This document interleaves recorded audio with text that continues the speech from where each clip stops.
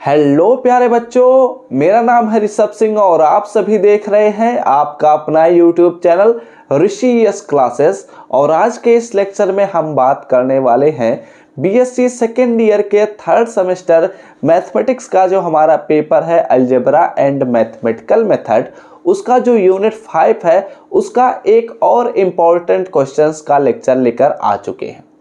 हम लोगों ने पिछले लेक्चर में बात किया था कि टेलर्स थ्योरम क्या होता है, Taylor's theorem of a function of two variables क्या होता है, इसका स्टेटमेंट और इसके प्रूफ पर हम ऑलरेडी बात कर चुके हैं। अगर आप लोग उस लेक्चर को नहीं देखे हैं तो आई बटन पर जाकर देख लीजिएगा, या फिर यूनिट 5 के पूरे प्लेलिस्ट का लिंक आप सभी को हम डिस्क्रिप्शन में प्रोवाइड कर देंगे। और इस लेक्चर में हम पढ़ने वाले हैं कि टेलर्स थ्योरम के कौन कौन से एग्जाम्पल्स ऐसे हैं जो रिसेंटली पिछले 5 सालों या पिछले 10 सालों में पूछे गए हैं। इन सभी चीज़ों पर हम बात करेंगे।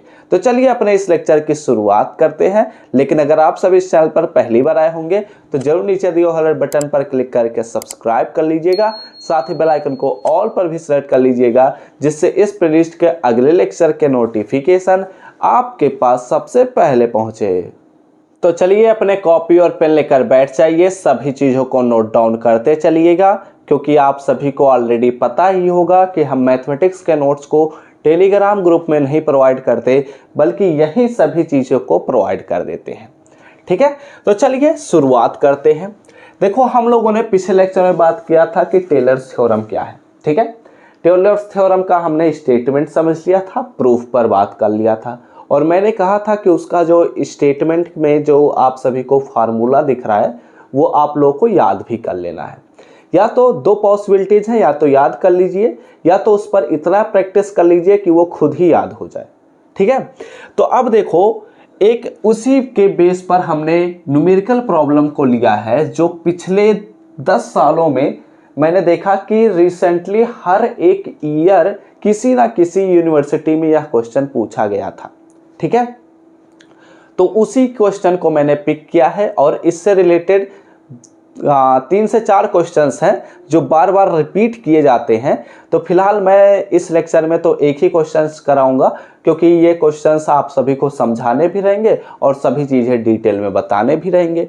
तो चलिए एक एक करके हम शुरू करते हैं और एक ही क्वेश्चन हम बताएंगे, लेकिन इससे के बेस पर आप सभी को बहुत सारे क्वेश्चंस टेलीग्राम ग्रुप में हम प्रोवाइड कर देंगे। ठीक है, देखो हमारे पास क्या दिया गया है, एक फंक्शन दिया गया है। मैं नोट लिखते हुए चलता हूं, क्योंकि यह पूरा जो टॉपिक है यह बड़ा टॉपिक है और समय लगेगा चीज़ों को सॉल्व करने में, फाइनल आंसर तक पहुंचने में समय लगेगा, तो इसलिए हम लेकर चलते रहते हैं। ठीक है, गिवन दैट हमारे पास दिया गया है, गिवन दैट हमारे पास क्या दिया गया है, f of x comma y हमारे पास दिया गया है, जो कि कुछ इस प्रकार है कि x square y plus 3y minus 2 हमारे पास दिया गया है। ठीक है, और क्या दिया गया है, हमें x माइनस 1 और यहाँ पर y प्लस 2 के रिस्पेक्ट में या पावर में हमें इसका एक्सपेंशन करना है।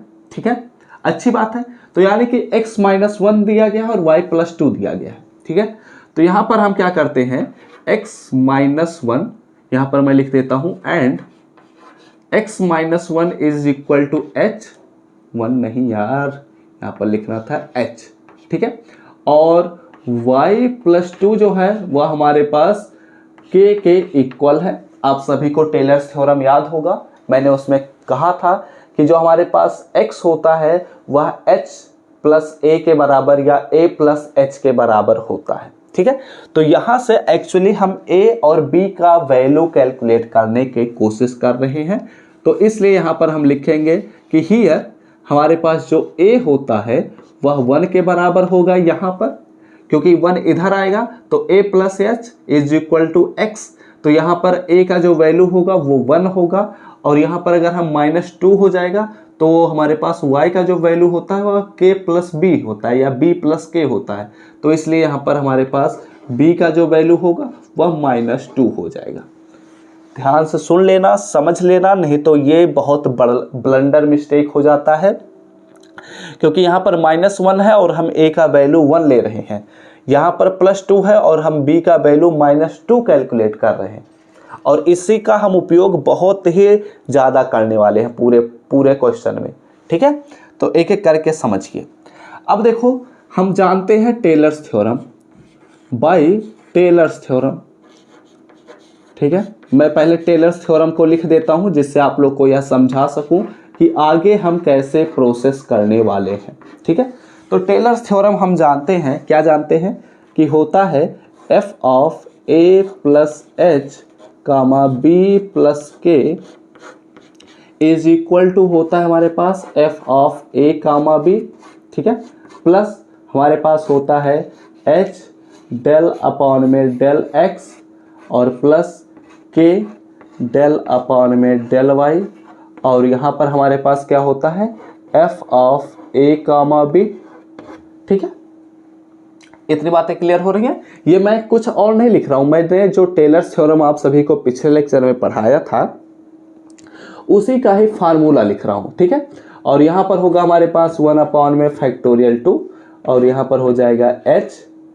ठीक है, इसका एक्सपेंशन मैं कर देता हूँ h स्क्वायर डेल 2 अपॉन में डेल x स्क्वायर प्लस यहाँ पर हो जाएगा हमारे पास 2h और यहाँ पर हो जाएगा डेल 2 अपॉन में del x del y and यहाँ पर हो जाएगा हमारे पास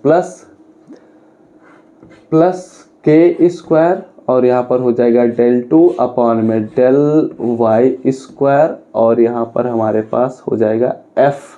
तो f वहाँ पर आ नहीं पा रहा है इसलिए यहाँ पर हम लिखेंगे f of a comma b। ठीक है, वहीं पर लिखना है, यह बात ध्यान में रखना। वहाँ पर मेरे पास स्पेस नहीं है इसलिए मैं यहाँ पर लिखने की कोशिश किया था, लेकिन यहाँ पर मैं लिख देता हूँ ऊपर f of a comma b। ठीक है, and plus and so on. ठीक है, ये हमारे पास पूरा फार्मूला है। आगे भी फार्मूले अभी नहीं प्रोसीड कर किए जा सकते हैं, मैंने आप सभी को ऑलरेडी बताया भी है। ठीक है, तो देखो अब ये फार्मूला हम कब तक यूज करेंगे, कहाँ तक हम चलते जाएंगे, कितने टर्म्स का वैल्यू हम कैलकुलेट करेंगे, इस पर पूरा डिपेंड करता है। देखो अब हम क्या करने वाले हैं, एक्चुअली हमें टेलर्स थ्योरम की सहायता से इस फंक्शन का एक्सपेंशन करना है। तो देखो हमें actually f of a comma b का वैल्यू कैलकुलेट करना पड़ेगा डेल अपॉन में डेल x। ठीक है, तो यहाँ पर हम जानते हैं कि f of a comma b, तो हमें पहले कैलकुलेट करना पड़ेगा del of del f upon में del x with respect at point a comma b पर हमें वैल्यू कैलकुलेट करना पड़ेगा। ऐसे ही डेल f अपॉन में डेल y का वैल्यू कैलकुलेट करना है पॉइंट a कामा b पर। ऐसे ही सिमिलरली हमें सभी के वैल्यूज कैलकुलेट करने पड़ेंगे। ठीक है, तो हम कब तक करेंगे देखते हैं, समझते हैं। देखो यहाँ पर हमारे पास दिया गया है, इसे हम इक्वेशन नंबर 1 बना लेते हैं। ठीक है, फ्रॉम फर्स्ट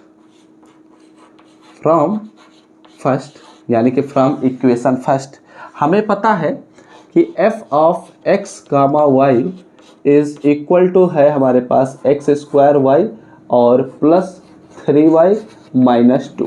ठीक है, अब देखो क्या करना है, हमें f of a comma b का वैल्यू कैलकुलेट करना है। तो f ऑफ x के जहाँ पर हमें a रखना है और y के जहाँ पर हमें b रखना है।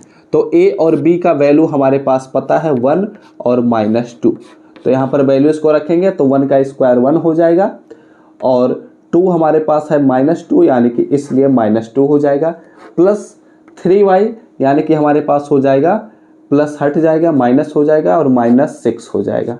ठीक है, और यहाँ माइनस 2 ऑलरेडी है इसलिए यह हमारे पास ओवरऑल वैल्यू हो जाएगा माइनस 10। ठीक है, यही तो होगा। इतनी बातें आप लोगों को ध्यान में रखनी है और इन सभी चीज़ों को नोट डाउन करते चल रहा है। ठीक है, क्योंकि अभी हम इसे इरेज करेंगे, एक ब्लैक बोर्ड पर होगा नहीं, हमें 2-3 बार उपयोग करना पड़ेगा इस बोर्ड को, तो ध्यान से समझिएगा। देखो हमने a कामा b का वैल्यू कैलकुलेट कर लिया, h का वैल्यू हमें पता चल चुका है, k का वैल्यू हमें पता चल चुका है। डेल f अपॉन में डेल x का वैल्यू कैलकुलेट करना है, वो भी किस point a comma b point पर कैलकुलेट करना है। तो डेल f अपॉन में डेल x का वैल्यू हम कैसे कैलकुलेट कर सकते हैं, इसी का ही एक बार x के रिस्पेक्ट में पार्शियली डिफरेंशिएशन करना है।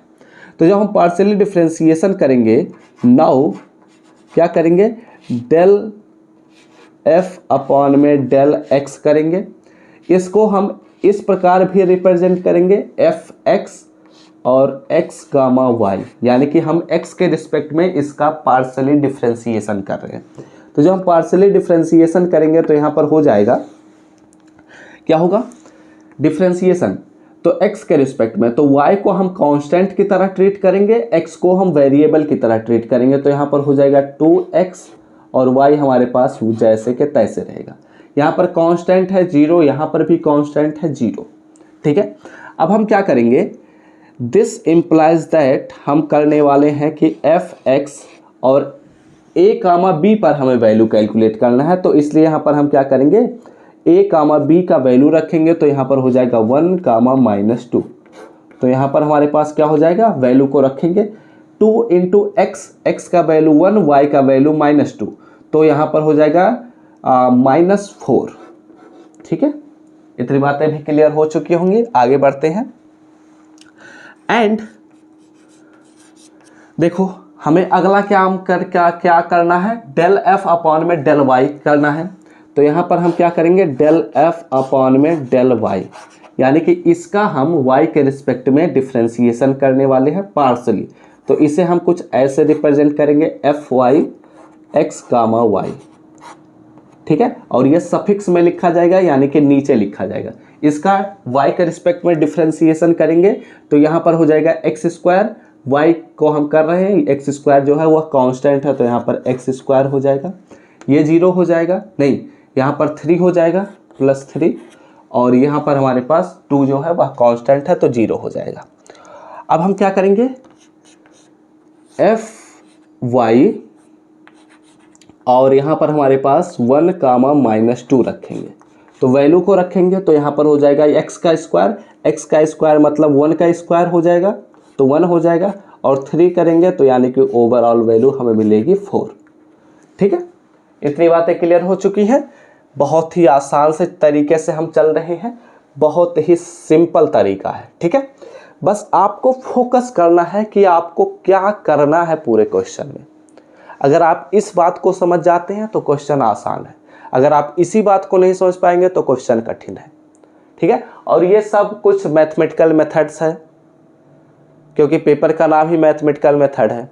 जितना आपको मैथमेटिक्स में प्रैक्टिस होगा उतना ही ज़्यादा आसान हो जाएगा। तो चलिए आगे बढ़ते हैं। यहाँ पर देखो हमने ये वैल्यू कैलकुलेट कर लिया, ये वैल्यू कैलकुलेट कर लिया, ये वैल्यू कैलकुलेट कर लिया। अब इन वैल्यूज को कैलकुलेट करते हैं। तो कैसे कर सकते हैं, ध्यान दीजिएगा। एक एक करके हम सभी चीज़ों को कैलकुलेट करते चलेंगे। देखो यहाँ पर डेल 2 अपॉन में डेल एक्स स्क्वायर है, यानी कि हमें कैलकुलेट करना है डेल 2f अपॉन में डेल एक्स स्क्वायर का वैल्यू। ठीक है, तो यानी कि इसका हम एक बार और x के रिस्पेक्ट में पार्शियली डिफरेंशिएशन कर दे तो हमारा काम बन सकता है। तो पार्शियली डिफरेंशिएशन मतलब हो जाएगा, इसका जो नोटेशन हो जाएगा वो इस प्रकार हो जाएगा। ठीक है, यानी कि पहली बार जब हम डिफरेंशिएट किए तो एक x आया, दूसरी बार फिर से हम x के रिस्पेक्ट में डिफरेंशिएट कर रहे हैं तो डबल x हो जाएगा। ठीक है, इसका अब हम डिफरेंशिएशन करेंगे। तो इसका अब हम डिफरेंशिएशन कर रहे हैं x के रिस्पेक्ट में, तो y को कांस्टेंट की तरह ट्रीट करना है, तो इसलिए यहाँ पर हो जाएगा हमारे पास 2y। ठीक है, और ये हमारे पास f ऑफ x और ये हमारे पास 1 कामा -2 पर हमें कैलकुलेट करना है, तो ओवरऑल वैल्यू हो जाएगी -4। इतनी बातें भी क्लियर हुई। आगे बढ़ते हैं।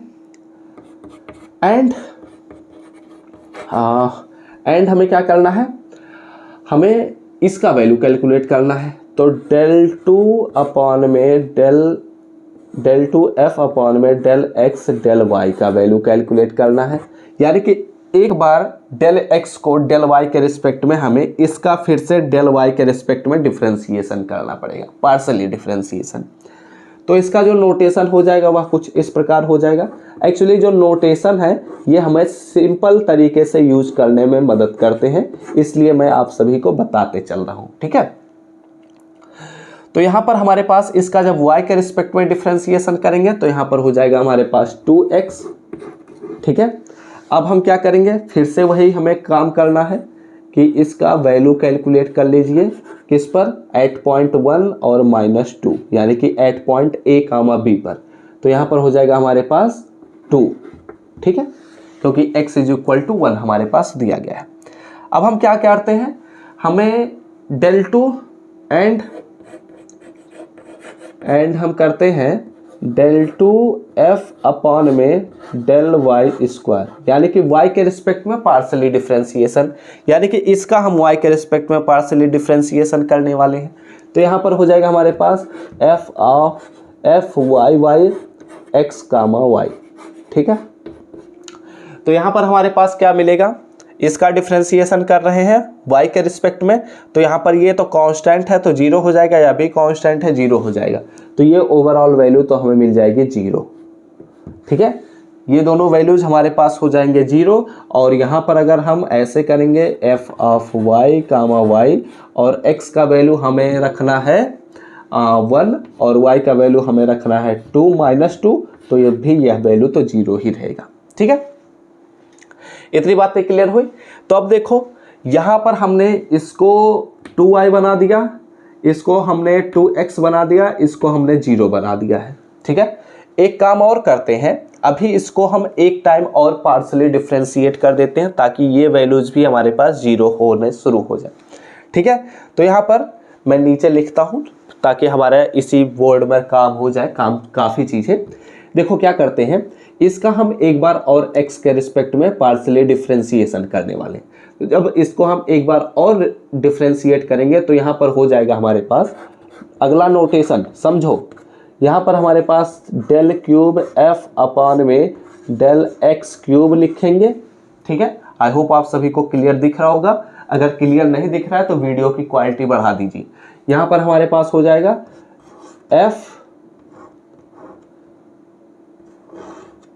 f(x), यानी कि 3 बार x से लिखेंगे। यहाँ पर 2 बार लिखा हुआ था, यहाँ पर 3 हो जाएगा। और x, y is equal to, यहाँ पर हम x के रिस्पेक्ट में डिफरेंशिएट कर रहे हैं तो 2y जो है वह 0 हो जाएगा।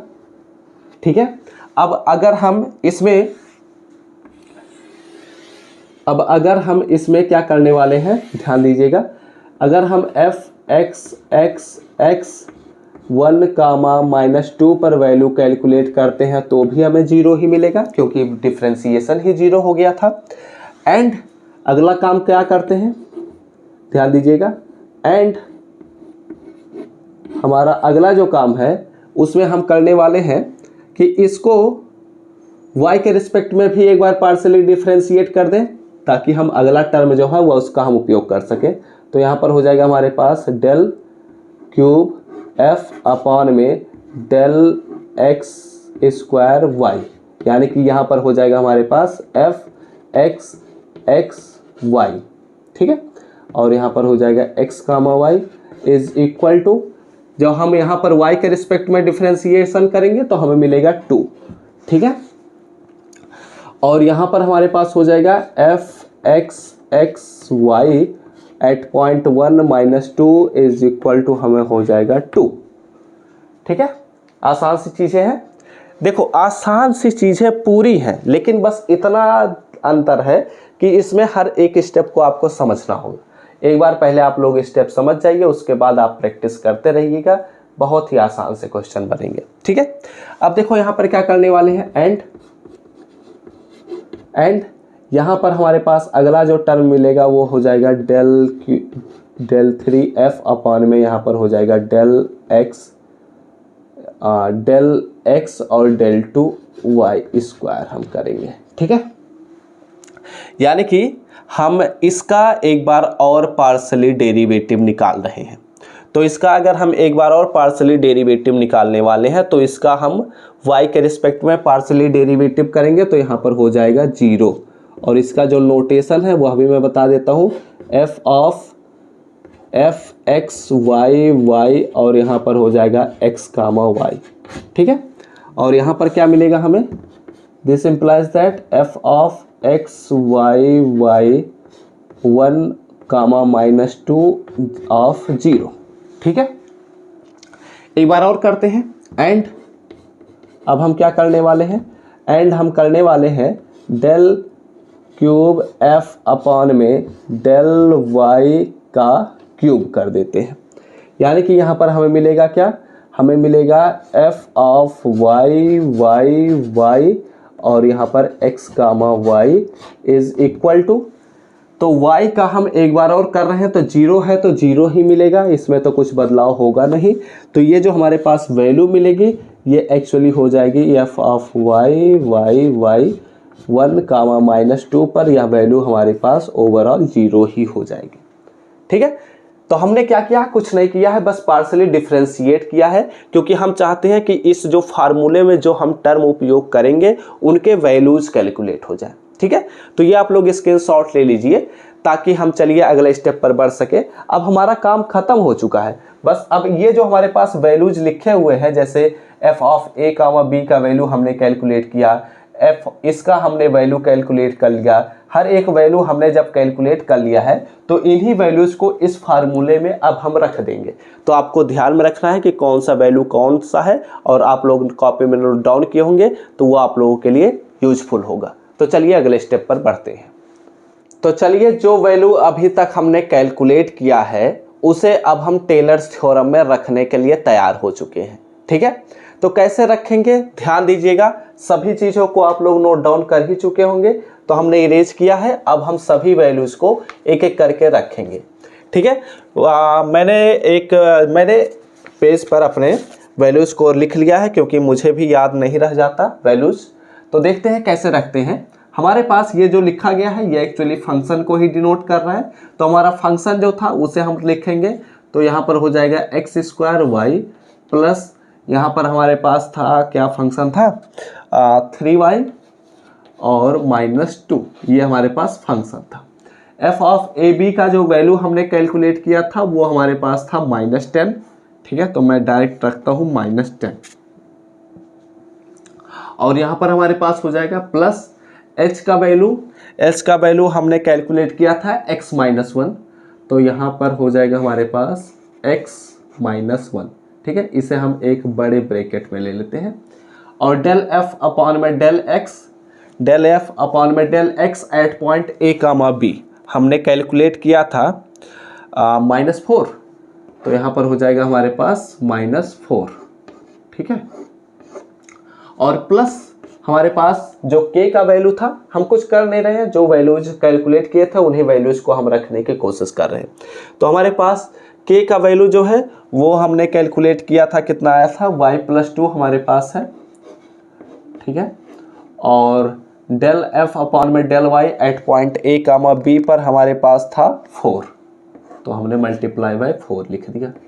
ठीक है, प्लस 1 अपॉन फैक्टोरियल 2। ठीक है, और यहाँ पर हमारे पास क्या होगा h स्क्वायर का जो वैल्यू है वो हमारे पास रहेगा